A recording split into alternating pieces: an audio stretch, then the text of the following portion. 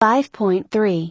What are the employee's responsibilities in the performance review phase? Just as the manager has responsibilities, so too does the individual. There are 6 primary ones. 1. Discuss the achievements list you wrote. 2. Discuss what you achieved against your development plan. 3. Compare your assessment of your own performance with that of your appraiser. 4. Seek clarification for any assessments or examples that are unclear. 5. Consider how the appraiser's feedback will influence your performance plan for the upcoming appraisal period. 6. Listen and respond appropriately to the appraiser's perceptions and feedback. Tell me more. Discuss the achievements list you wrote. Wise managers ask each of their subordinates to create an accomplishments list to begin the performance assessment phase. This list is intended to provide the manager with a record of those achievements and accomplishments that the individual felt were the most important during the appraisal period. In the meeting, the individual should review the accomplishments list he prepared to make sure that the appraiser has appropriately incorporated his achievements during the review period. Discuss what you achieved against your development plan. The individual is responsible for creating and executing the development plan. The performance review discussion is the ideal time to talk about what was accomplished and where the focus of development efforts needs to be in the upcoming year. Compare your assessment of your own performance with that of your appraiser. Most of the time the individual and the manager come to essentially the same conclusions about the quality of the individual's performance even when the performance hasn't been all that good.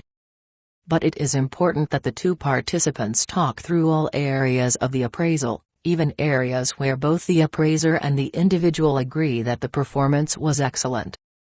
And in those cases where there is a significant difference between the manager's assessment of the quality of performance and the individual's feelings about her own level of performance, it is critical that there be a common understanding.